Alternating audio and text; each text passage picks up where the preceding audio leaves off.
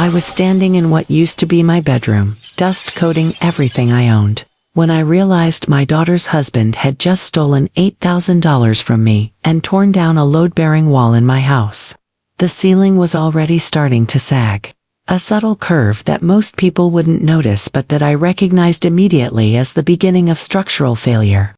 My home of 23 years. The home I'd built with my own hands after my first husband died of cancer. The home where I'd raised my daughter alone was literally falling apart because my 29-year-old son-in-law wanted better lighting for his TikTok videos. Better lighting for videos that maybe 2,000 people would watch. Videos about his morning routine, his opinions on crypto, his thoughts on fitness, despite never setting foot in a gym. And for those meaningless little squares of content, he'd compromised the structural integrity of a house that had stood strong through 23 Canadian winters. Before we continue, please subscribe to the channel and let me know in the comments what time it is where you're watching from. I'd been up at the cottage in Muskoka for 3 days with my grandson Daniel. He's 9 now, small for his age but fearless in that way that 9-year-old boys can be. All skinned knees and endless questions. I'd been teaching him to fish the same way my late husband James had taught our daughter Emily 40 years ago. Back when Emily was a little girl with pigtails and a gap-toothed smile who thought her father hung the moon. Early mornings on the dock, thermoses of tea for me and hot chocolate for Daniel, watching the mist lift off the lake like a curtain rising on a stage. The silence up there is different from city silence. It's full of sound, bird calls, and water lapping and wind in the pines, but it's peaceful in a way that silence in Aurora never is. We'd caught for bass and a decent-sized pike, and Daniel couldn't stop talking about mounting that pike on his bedroom wall. He'd held it up for photos, this fish that was almost as long as his torso, grinning so wide I could see where he was missing a tooth on the bottom. He wanted to tell everyone about it, his mother, his friends at school, even his father. Though Marcus had never shown much interest in Daniel's accomplishments, unless they could somehow be turned into content for his channel. I'd built that cottage myself back in 1996, the year after James passed. Took me 2 summers, working weekends and holidays, driving up from Aurora every Friday evening and coming back Sunday night exhausted and sunburned and oddly at peace. Every board I placed, every nail I drove, I did it thinking about him, about us, about the life we'd planned to have there together. The retirement years we'd mapped out during long winter evenings, sitting at the kitchen table with blueprints and dreams spread out between us. We were going to fish every morning, read on the deck in the afternoons, have family barbecues on summer weekends. We were going to grow old there together, watch our grandchildren learn to swim off the dock, pass down the cottage to Emily someday. But cancer took him at 58, and I was left with blueprints and dreams and a determination to finish what we'd started. The doctors found it too late.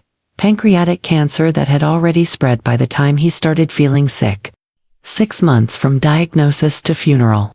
6 months of watching the strongest man I'd ever known waste away to nothing, of holding his hand through chemo treatments that made him so sick he couldn't keep water down, of putting on a brave face for Emily who was 21 and terrified of losing her father. That's what I do. What I did. I'm a contractor. Was for 40 years before I retired last spring. Started as an apprentice when I was 19 years old, one of 3 women in my trade school class in 1979. The other 2 dropped out within the first year. The instructors didn't take us seriously.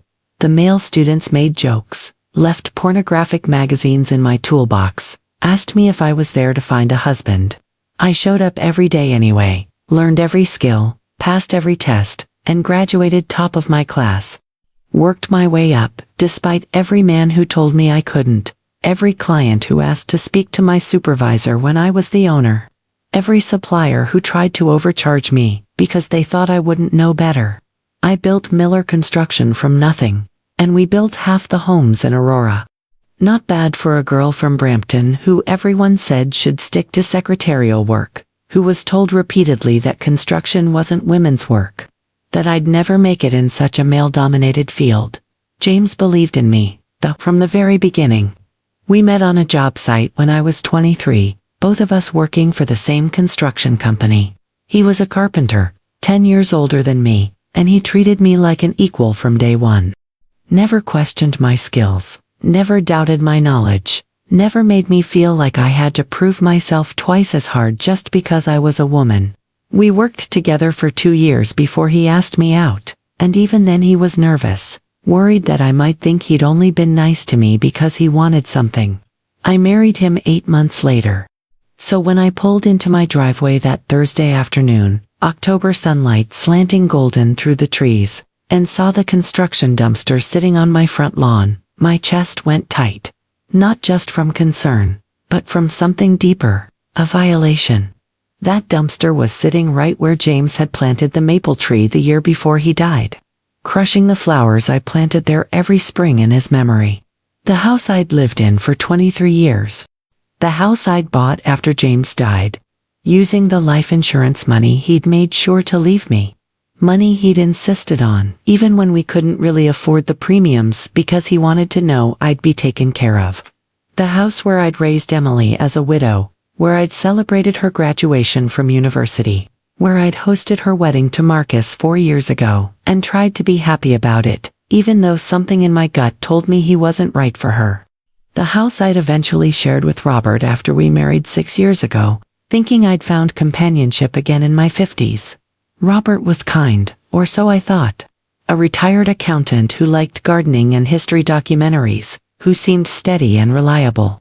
We'd met at a grief support group, both of us widowed, both of us lonely. He'd lost his wife to a heart attack 3 years before we met. We took it slow, dated for a year before he even met Emily, another year before we talked about marriage. I thought we understood each other. I thought we were partners. My house. I got out of the truck slowly, my knees aching the way they do now that I'm 63. A reminder that the years of climbing ladders and hauling lumber have taken their toll. Daniel was chattering away about showing his mother the photos of the pike, about how he was going to tell everyone at school about the fishing trip, but I barely heard him. The front door was open, wide open despite the October chill in the air, and I could hear power tools inside. The whine of a circular saw cutting through wood, the bang of a hammer against something solid, the sound of men's voices calling to each other over the noise. I walked through my front door and stopped. Dust everywhere, not just a light coating but thick clouds of it. Drywall dust that gets into everything and takes weeks to fully clean. Drop cloths covering my furniture, the furniture I'd chosen carefully piece by piece over decades. The blue sofa James and I had picked out together in 1992. Worn but comfortable, full of memories of family movie nights and Sunday afternoon naps. The antique side tables I'd refinished myself, hours of patient sanding and staining until they gleamed. The photographs on the walls, generations of family history, now covered in plastic sheeting. 2 contractors I'd never seen before were tearing down the wall between my bedroom and the spare room. The wall that separated my private space from the rest of the house. That gave me a sanctuary when I needed quiet, when I needed to be alone with my memories of James. They'd already removed half of it. I could see straight through to my bed from the hallway, my personal sanctuary exposed like a wound, like someone had torn my diary open and left it for anyone to read. The younger contractor was using a reciprocating saw to cut through studs, working fast but sloppy, not checking what might be behind the wall before cutting.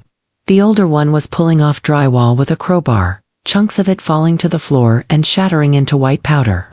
What the hell is going on? One of the contractors looked up, surprised to see me there, surprised that the homeowner might actually come home. Oh, hey, you the homeowner. His tone was casual, unbothered, like this was perfectly normal. Yes, I'm the homeowner. Who are you, and what are you doing to my house? Renovation project. We're opening up this whole space, adding windows, converting it to a content studio. Guy said his parents wanted it done as a surprise.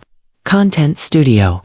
That's when Marcus appeared from what used to be my bedroom, stepping through the hole in the wall like he was making an entrance, like he was already filming a video in his head about his new space. My son, 29 years old, though he often acted about 19, wearing one of those expensive streetwear hoodies that cost more than my first car, the kind with a designer logo that meant nothing except that someone was willing to pay $300 to be a walking advertisement, designer sneakers that had never seen a day of real work. Phone in hand, always the phone in hand, that glowing rectangle that seemed to be the center of his entire universe, more important than conversations or relationships or responsibilities. "Oh, you're back early." He didn't even look up from his screen, thumb scrolling through whatever feed he was checking. "Robert said you'd be gone until Saturday. Marcus." I kept my voice level. Calm, the way I'd learned to do over 40 years in construction, when you had to deal with difficult clients or lazy workers or inspectors having a bad day. You couldn't afford to lose your temper on a job site. The moment you started yelling was the moment you lost control and respect. "What is this?" "Renovation. Upgrading the place." He gestured around like he was showing off his own property, like he was giving a tour of a space he owned. "This house is stuck in the 90s, Katharine. I need a proper studio space for content creation. The lighting in my current room is terrible. I can't get the kind of quality content I need with northern exposure and one window." I looked at the contractors, at these two men who were destroying my home based on the word of someone who didn't own it. "Stop working. Right now." "Hey, we've got a timeline here," one of them said, defensive now. "We've got other jobs lined up. We need to finish this by next week." "I don't care about your timeline. This is my house. Stop working or I'm calling the police." They exchanged glances and I could see it in their faces. That recognition that something was very wrong here, that they'd been lied to, that they were in the middle of something that could get them in serious trouble. The older one put down his crowbar. The younger one turned off the saw. Marcus finally looked up from his phone, irritation crossing his face like I was the one being unreasonable. "Relax. Robert approved this. It's your house together, right? Our house. Legally maybe, because Ontario is a common law province, and we'd been married 6 years. But I'd owned it 15 years before I even met Robert. I'd paid off the mortgage with my own money, from my own business, money I'd earned on job sites in the blazing summer heat and the bitter winter cold. My name was on the deed, mine alone. Robert had moved in when we got married, but I'd never added him to the title. Some part of me, some protective instinct born from decades of having to fight for everything I had, kept me from doing that. I walked past Marcus to the kitchen counter where I'd left my mail that morning before leaving for the cottage, organized in a neat pile the way I always kept things. My credit card statement was sitting there, opened envelope torn and discarded. I picked it up and my hands started to shake. $8,500 charged to it 3 days ago. Tuesday, while I was at the cottage with Daniel, teaching him to bait a hook and cast a line. While I was making him hot chocolate and telling him stories about his grandfather. While I was trying to pass down family traditions and values to the next generation. Lumber, drywall, electrical supplies, contractor deposit. All of it charged to my personal credit card, the one with my name on it, the one I'd never authorized anyone else to use.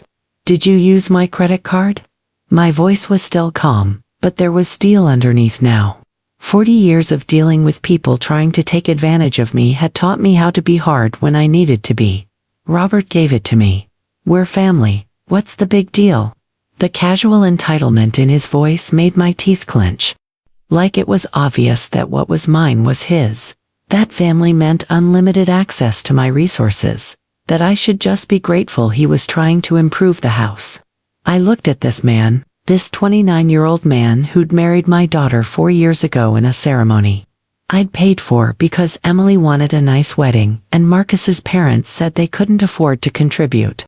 Who'd moved into my house 2 years ago because he needed to save money for his business, by which he meant his social media channels that had yet to generate any meaningful income. Who I'd welcomed because Emily loved him and I wanted to support my daughters. Choices even though every instinct I had told me he was trouble. Who'd never held a job for more than 8 months. Always quitting because the boss didn't appreciate him, or the work environment was toxic or it was interfering with his content creation schedule. who'd been building his social media brand for 3 years while living rent-free in my home, eating my food, using my utilities, contributing absolutely nothing. The big deal, I said quietly, is that this is my house. I built it. My name is on the deed, and you just committed credit card fraud. Fraud? He laughed, actually laughed, like I was being ridiculous. That's dramatic. It's a family expense. An investment in the house. You'll probably make it back when you sell anyway. Did I authorize this charge? Robert did. Robert isn't on this credit card account. His name isn't on it. He has no authority to authorize charges. Marcus shifted uncomfortably, the first crack in his confident facade. Look, Katharine, he said it would be fine. You've got the money. You're retired. You get your contractor pension. What else are you spending it on? I felt something cold settle in my chest. That tone, that dismissive, entitled tone that I'd heard from men my entire career. The assumption that my money, my property, my life was somehow communal, available for others to decide how to use. The idea that because I was older, because I was retired, because I was a woman, my resources were there to be taken by whoever needed them more. I pulled out my phone and called Robert. He answered on the third ring, and I could hear the sound of an office in the background, people talking, phones ringing. He'd gone back to work part-time as a consultant, said retirement was boring. Hey love, are you home? How was the fishing? Did Daniel catch anything? Robert, did you authorize Marcus to use my credit card to hire contractors? A pause. Longer than it should have been.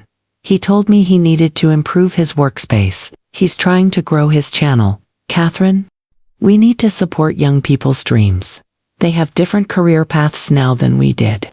Did you tell him he could charge $8,000 to my card? I didn't think about the exact amount. He said he'd keep it reasonable. I thought maybe $1,000 or $2,000 for some equipment. $8,000 isn't reasonable. And did you tell him he could tear down a wall in my bedroom?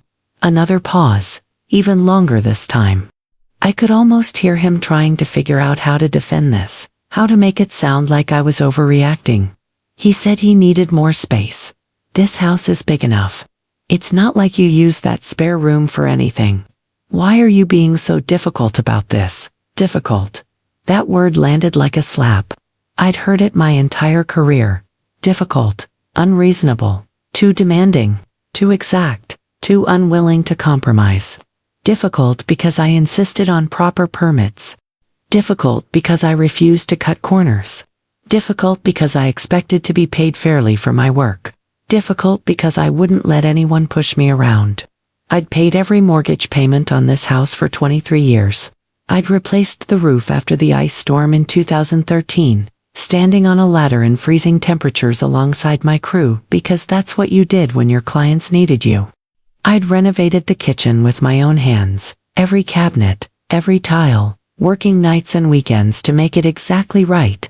I'd built the deck out back where we had family barbecues, where Emily and Marcus had announced they were expecting Daniel. I'd fixed every leak, painted every wall, maintained every system with meticulous care. I'd let Robert move in when we got married, welcomed him into my space, tried to make him feel like it was his home too. And I was being difficult. Robert, I'll talk to you when you get home. What time are you done work? I'm leaving now. I'll be there in 20 minutes. Katharine, please don't do anything rash. I hung up and looked at the contractors. They were standing there awkwardly, tools in hand, clearly realizing this job was not what they'd signed up for. Who hired you? The older one pulled out his phone, showed me a text message thread. Marcus's number at the top. This guy said his parents wanted a renovation. Paid us $2,000 deposit yesterday. Cash said it was a surprise for his mom who'd been talking about opening up the space. Do you have permits for this work? They exchanged looks again, and I already knew the answer. He said he'd handle the permits. Said he was getting them today. Of course he did. Of course Marcus had told them he'd handle it. Had lied to these contractors the same way he'd lied to me. The same way he probably lied to everyone. I pulled out my own phone and started taking photos. The demolished wall, the exposed framing showing where they'd cut through studs, The electrical wires hanging loose like severed nerves, dangerous and exposed.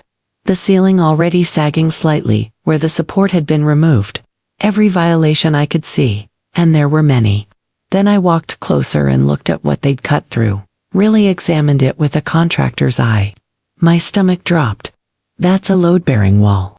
The younger contractor's face went pale. What? That wall. I pointed at the exposed framing, at the way the studs were doubled up, at the header above that showed engineering. It's load-bearing. It supports the roof structure. You can't just remove it without installing a proper beam and supports. This entire wall is carrying the weight of the second floor and the roof. Without it, the whole structure is compromised. The kid said it wasn't structural, the older contractor said, his voice shaking slightly now. He showed us some kind of drawing. Said it was just a dividing wall. The kid doesn't know anything about construction, and whatever drawing he showed you wasn't legitimate. I looked up at the ceiling, tracking the lines of the structure in my mind the way I'd been trained to do, the way 40 years of experience had made second nature. Already, I could see a slight sag in the drywall, a barely perceptible curve that would be invisible to most people but screamed danger to me. Hairline cracks starting at the corners where the wall met the ceiling. The beginning of structural failure. You need to stop immediately. This is dangerous. If this continues, if we get snow load on the roof, this could collapse. We can install a beam, the older contractor said, nervous now, professional pride making him want to fix his mistake. We've done it before. Not without an engineer's assessment and a proper permit. This is illegal work. Unpermitted structural modification to a residential property. That's a serious code violation. I could be fined, you could lose your licenses.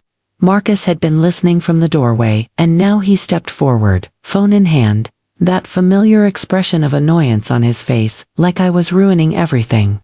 Oh my God, you're being so extra about this. It's fine, we'll figure it out. We'll get some beam or whatever and prop it up.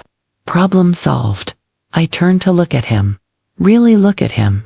This entitled man who'd never built anything in his life with his own hands, who thought posting videos on TikTok was a real career, who'd just put my house in structural danger because he wanted better lighting for his content, who'd stolen from me without a second thought, who'd violated my home and my trust, and now stood there acting like I was the problem. Everyone out, I said.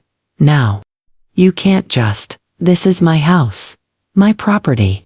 You've done unpermitted illegal work that's compromised the structural integrity. I'm the homeowner and I'm telling you to leave immediately, or I'm calling both the building inspector and the police. The contractors started packing up their tools. They knew better than to argue with a homeowner who knew the code, especially a female contractor with 40 years of experience, and the kind of voice that meant business. They'd been in the industry long enough to know when a job had gone wrong, when they'd been lied to, when it was time to cut their losses and get out. Marcus pulled out his phone and started filming, pointing the camera at me like this was content, like my anger and distress were entertainment for his followers. Wow, so my mother-in-law is literally kicking out contractors I hired to improve her house. This is elder abuse, guys. This is what happens when old people can't accept change. This is what happens when boomers turn that camera off in my house. It's my content, I can film wherever. This is gold. My followers need to see this. It's my house, and in Ontario you need consent to record someone in their private residence. Turn it off or I'll add that to the list of charges I'm filing. He lowered the phone, but his face was red now. Angry in that way entitled people get when they're finally told no. Robert's going to hear about this. He's going to be so pissed at you. Robert's on his way. The contractors packed up quickly, loading their tools into the truck parked in my driveway, muttering apologies under their breath. The older one came back before leaving, handed me his business card, his face apologetic. Look, we didn't know. The kid seemed legit, had cash, had a story that made sense. If you want it finished properly, give me a call. We'll do it right, licensed, permitted, everything by the book. No charge for our mistake. I took the card and waited until they'd driven away. their truck disappearing down my quiet suburban street where nothing like this had ever happened before. Then I stood in my gutted bedroom and assessed the damage with a professional eye, cataloging every problem, every danger, every code violation. 40 years as a contractor. I'd seen this before. Homeowners who hired cheap labor, skipped permits, made structural changes without understanding what they were doing. Half the renovation disasters I'd been called to fix over the years started exactly like this. Someone who thought they knew better. Someone who wanted to save money. Someone who didn't respect the structure. But this was my home. The home I'd maintained meticulously for 23 years. The home I'd kept safe and sound through harsh Canadian winters and hot summers. Through ice storms and heat waves. The home where I'd mourned James and raised Emily and tried to build a new life with Robert. And in 3 days, while I was teaching my grandson to fish, Marcus had turned it into a code violation, a safety hazard, a disaster waiting to happen. If you're still here with me, thank you for listening. Tell me in the comments if you've ever experienced something even remotely similar. I pulled out my phone and started documenting everything. The way I'd learned to do decades ago, when a paper trail could save your business. Photos of the demolished wall from multiple angles, showing the extent of the damage. The exposed wiring, dangerous and against code. The sagging ceiling, getting worse by the minute, as the structure settled without proper support. The lack of proper support where the wall had been, leaving nothing but air where there should have been steel, or an engineered beam. The electrical junction box they'd left hanging, sparks waiting to happen. Every violation I could see. And I could see many, because this was my profession, my life's work. Then I went to my office, the small room at the back of the house that had been James's study, where I still kept his books on the shelves, and his reading glasses in the desk drawer. I pulled out my file cabinet, the old metal one I'd had since I started my business. I keep everything organized, always have. It's the contractor in me, but also the woman who learned young that you need documentation. Proof, evidence, especially when men try to tell you you're wrong, or when people try to take advantage of you, or when you need to prove your case in court. I found what I needed, pulling out files I hadn't looked at in years. Original blueprints, the ones I'd drawn up myself in 1995 with James looking over my shoulder, both of us excited about building our forever home. Every wall carefully marked, every support calculated, every system planned.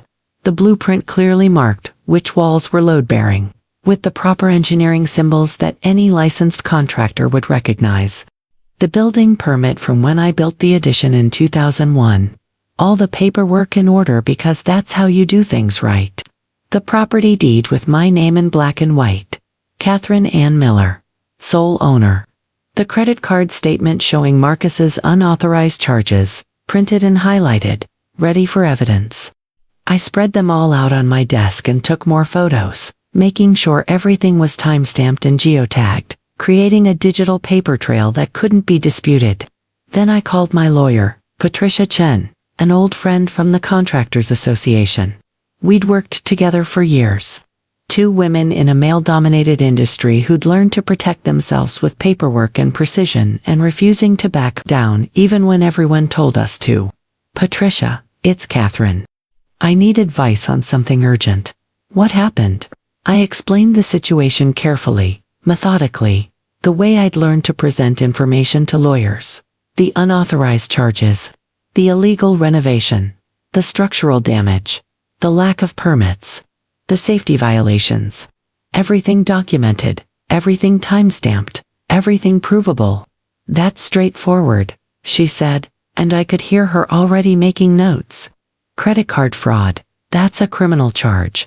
Trespassing if he's not on any lease or deed, which you say he's not. Property damage, that's civil and potentially criminal depending on the amount. Reckless endangerment if the structural damage is as serious as you say. You want to press charges. I want options first. I need to talk to my husband. I understand. But Katharine, document everything. And I mean everything. Take photos, save receipts, record conversations if you need to. Ontario's one-party consent laws apply. which means if you're part of the conversation, you can record it. If this goes south, if this ends up in court, you'll want every piece of evidence you can get, already on it. Good woman, that's my Katharine. Call me tomorrow and let me know what you want to do. But I'll tell you right now, you have a strong case. Very strong.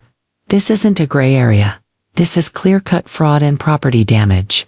Thank you, Patricia and Katharine. I'm proud of you. I know this can't be easy. My eyes stung. It wasn't easy. My daughter's husband had just betrayed me in one of the worst ways possible, and I was about to tear my family apart to make it right.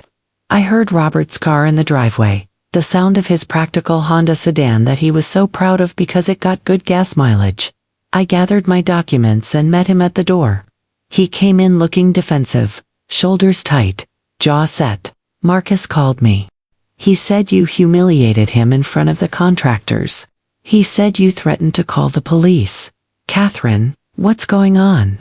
Robert, come look at this. I led him to the bedroom. He stopped when he saw the damage, his face going pale. What happened to the wall? Marcus hired contractors to tear it down without permits, without my knowledge or consent. That's a load-bearing wall. Do you see the ceiling sagging there? That's because there's no support. This could cause serious structural damage.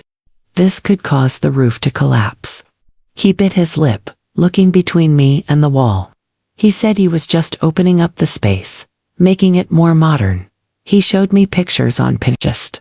I pulled out my phone and showed him the blueprints, pointing to the engineering symbols. See this marking? That's the engineering symbol for a load-bearing wall. It means you can't just remove it. It means it's supporting weight. The second floor, the roof, everything above it. You can't just take it out because you want more space. Can't you just fix it? You're a contractor. You fix things. Not without an engineer's assessment, a proper permit, and several $1,000s in materials and labor. Robert, this isn't about me being difficult. This is about Marcus making dangerous, illegal changes to my property without my knowledge or consent. This is about him stealing from me. I showed him the credit card statement next, letting him read the charges. He charged over $8,000 to my card without asking me, without my permission. That's fraud, Robert, legally. That's credit card fraud. He's Emily's husband, Katharine. He's family. He made a mistake. He's 29 years old. At what point does a mistake become a deliberate choice with consequences? At what point do we stop making excuses for him? He looked at the wall, at the papers in my hand, at my face. What do you want me to do? I want him to take responsibility. I want him to pay back the money he stole, every penny. And I want him to pay for the repairs to fix this properly. The engineer, the permits, the materials, the labor, all of it. He doesn't have that kind of money. You know he doesn't. He's barely getting by. Then he shouldn't have spent it. He shouldn't have committed fraud. He shouldn't have damaged my property. Before Robert could respond, I heard a car door slam outside. Emily's voice, calling for Marcus, asking what was wrong. Then footsteps on the porch, and Marcus appeared in the doorway with Emily behind him, her face confused and upset. Mom, what's going on? Marcus called me at work. He said you kicked him out. He said you embarrassed him. I looked at my daughter. My only child. The girl I'd raised alone after James died, working 60-hour weeks to build my business while making sure she had everything she needed. The woman who'd grown up watching me fight for respect every day of my career, who'd seen me refuse to be pushed around by men who thought they knew better, who I thought understood the value of hard work and integrity and standing up for yourself. Emily, I kept my voice calm but firm. Marcus used my credit card without permission to hire contractors to tear down a load-bearing wall in my house without permits. This is credit card fraud and property damage. This is dangerous and illegal. She looked at Marcus, then at the wall, then back at me. It was a mistake, Mom. He didn't understand. He was just trying to make things better. He was trying to improve his workspace so he can grow his channel and start making real money. He charged $8,000 to my card, Emily. And now I'm looking at another 15 to 20,000 in repairs to fix the damage he caused. That's $30,000 because your husband wanted better lighting. Her face went pale, and I saw the moment the numbers hit her. The reality of what he'd done. 20,000. Structural repairs aren't cheap, sweetheart. Especially when they're necessitated by illegal work. Especially when someone's compromised the integrity of the entire house. Marcus stepped forward, his face red now, angry and defensive. So what? You're going to sue me? Your son-in-law. Great family values. Katharine, real nice. This is why Emily barely talks to you anymore. That wasn't true and we both knew it, but it hit its mark anyway. I looked at him steadily. Marcus, I've been patient with you for 4 years. I've watched you marry my daughter in a wedding I paid for. I've let you live here rent-free for 2 years while you pursue your dreams. I've paid for your food, your utilities, your Netflix subscription, your internet, your phone plan. I've listened to Robert defend your career as a content creator while you sleep until noon and contribute nothing to this household. I've watched you take and take and take, and I've said nothing because I love my daughter and I wanted to support her choices, and now you've committed fraud and damaged my property. So yes, I'm going to hold you accountable. This is such bullshit. Emily, are you going to let her talk to me like this? Are you going to let her treat me like a criminal? Emily looked between us, tears starting to form.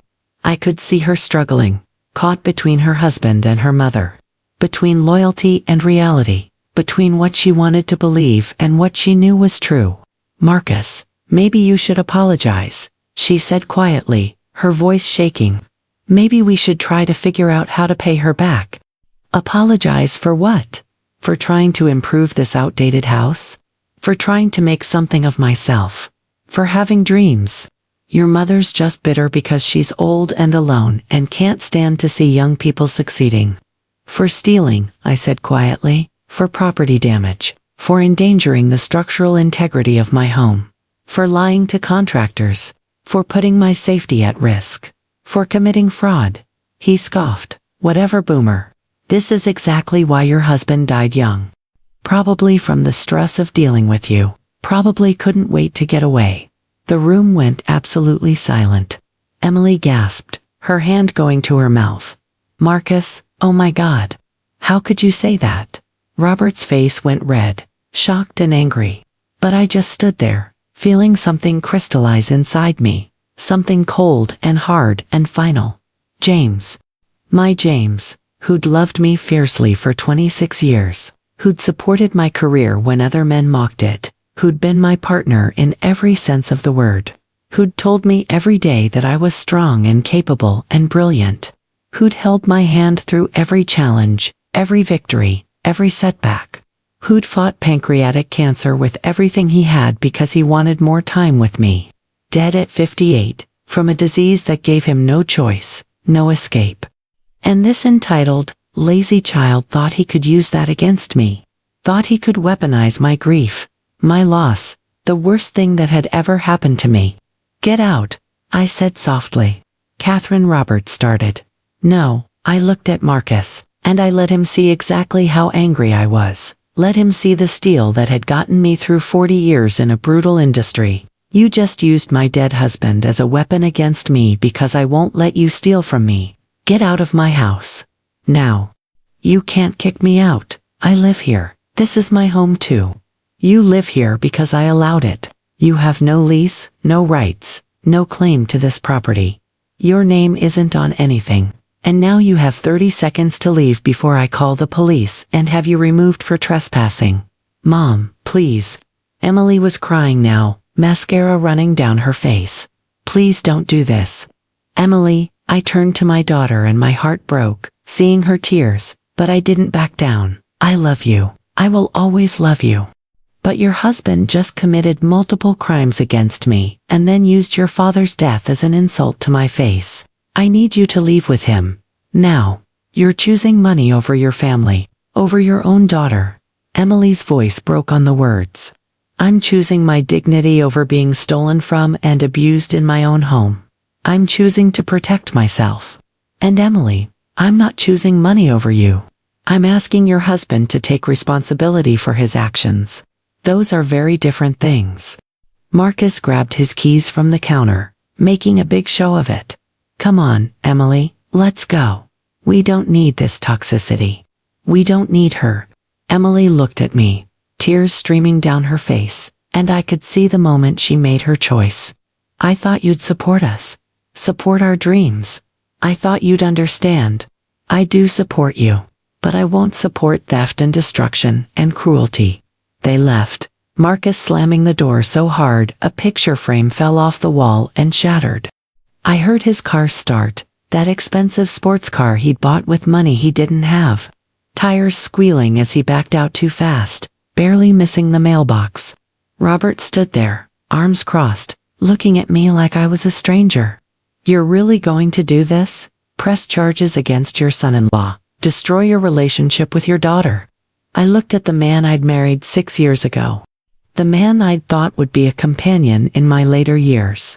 Someone to grow old with. Someone who understood loss and loneliness, and the value of building something together. The man who'd just shown me that he valued Marcus's feelings over my safety, my property, my dignity. Robert, this isn't about charges. This is about right and wrong.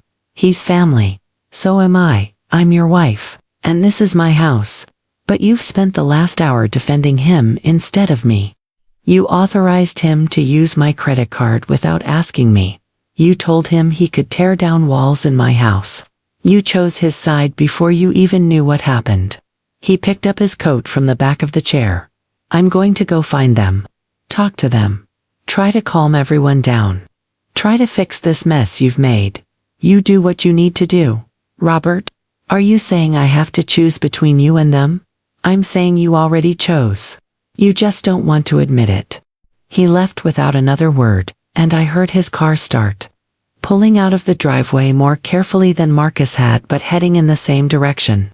I stood in my gutted bedroom, surrounded by drywall dust and broken lumber and shattered dreams, and felt the weight of 63 years settle on my shoulders like a physical thing. I'd built homes for hundreds of families. I'd built a business from nothing as a woman in a field that didn't want me. I'd built a life with James, raised Emily alone after he died, buried my husband, and rebuilt myself from grief. And I'd thought I'd built a new future with Robert. Thought I'd found companionship for my later years. But you can't build anything lasting on a foundation that won't support it. I pulled out my phone and called the credit card company, working my way through their automated system until I reached a real person. I need to report fraudulent charges. I explained the situation to 3 different people as they escalated my case, gave them the dates and amounts, confirmed I had not authorized Marcus to use my card, confirmed Robert was not an authorized user. They said they'd freeze the card, investigate the charges, send me documentation. They said they'd reverse the charges within 5 business days. They said I should file a police report. Then I called the building inspector's office, reaching their emergency line because structural integrity counted as an emergency. I need to report illegal work in progress. Unpermitted demolition of a load-bearing wall. They took my information, my address, my contractor's license number, which gave me credibility. They said they'd send someone out first thing tomorrow morning. Then I called Patricia back, even though it was almost 6 and I knew she'd be heading home. Patricia, it's Katharine. I want to press charges. Credit card fraud, property damage, everything. And I want a restraining order keeping Marcus away from my property. I'll draft the paperwork tonight, she said without hesitation. You can pick it up tomorrow. You're sure about this? I'm sure. How are you doing? I'm tired. Patricia, I'm so tired. I know, but you're doing the right thing. Sometimes the right thing is the hardest thing. Finally, I called an old colleague, Thomas Chen, Patricia's husband, a structural engineer I'd worked with for 30 years on dozens of projects. Katharine, long time. What can I do for you? I need you to assess some damage to my house. Load-bearing wall that was partially demolished without support. Jesus Christ, when today, can you come tomorrow morning? For you, absolutely. First thing, send me the address. You know the address, Thomas. It's my house. A pause. Oh, Katharine, I'm so sorry. Just come look at it, please. I need an official engineering assessment. I'll be there at 8. I spent the evening cleaning up the dust with my shop vac, covering the opening with plywood sheets to at least keep the October cold out, making detailed lists of everything that needed to be done. Contractor's habit, making lists, breaking down big problems into manageable tasks. By 10 o'clock, the house was as clean as I could make it, but it still felt violated, exposed, wrong. By the time Robert came home at midnight, I had a plan. He came in quietly, not turning on lights, maybe hoping I'd gone to bed. But I was sitting at the kitchen table with all my documentation spread out in front of me. "They're staying at Marcus's friend Brady's place for a few days," he said, not quite meeting my eyes. "Okay, Katharine, can we talk?" We sat at the kitchen table, the table I'd built from reclaimed barnwood 12 years ago, each plank carefully chosen and sanded and fitted. Hours of work for something beautiful and lasting. "I reported the fraud to my credit card company," I said, keeping my voice even. "And I've hired a structural engineer to assess the damage tomorrow at 8. And I've filed for a restraining order to keep Marcus away from the property." His face went pale in the kitchen light. "A restraining order? Against your son-in-law? He committed a crime, Robert. Multiple crimes, credit card fraud, property damage, illegal construction. And if I don't handle this properly, if that wall fails and someone gets hurt, I could be liable, I could be sued, I could lose everything. You're treating him like a criminal. He committed fraud. That makes him a criminal. Those are facts, not opinions. He's 29 years old, he's young. This will ruin his life, he'll have a record. He ruined it himself, when he decided to steal from me and damage my property. I didn't make these choices, Robert, he did." Robert was quiet for a long moment, staring at his hands. "What do you want me to do?" "I want you to support me, your wife, the woman you married, the woman whose home this is, and Marcus, and Emily. Marcus is an adult who made adult choices. He faces adult consequences. And Emily is my daughter, and I love her, but she chose to leave with him. She chose to support his lies over my truth. You're asking me to choose between you and them? No, Robert. I'm asking you to acknowledge reality. Marcus broke the law. What happens next is up to him. He can make it right or he can face the legal system. But I'm not going to pretend it didn't happen just because it's uncomfortable. I'm not going to absorb a $30,000 loss because he wanted better lighting. He stood up from the table. I need to think. This is all happening too fast. Take all the time you need. He went to the guest room and I heard the door close, heard him on the phone, probably calling Emily, probably trying to fix this, to make it go away. I sat at the kitchen table for a long time, looking at the blueprints I'd drawn 29 years ago with James at my side, the measurements I'd calculated, the structure I'd planned so carefully, the home I'd built with my own hands after losing the love of my life. You can't build something solid on a broken foundation. The next morning, Thomas arrived at 8 sharp. Professional as always, carrying his tablet and his laser measure, and his engineer's seal. He spent 2 hours examining the damage, taking measurements, running calculations, checking the roof framing, assessing the load path. When he finished, his face was grim. Katharine, this is bad, really bad. The roof load is being distributed through this wall. Without it, you're looking at potential collapse within weeks, maybe days depending on snow load. And we're heading into winter. What's the fix? You need a steel beam installed here with proper support columns at each end, and you need it done immediately.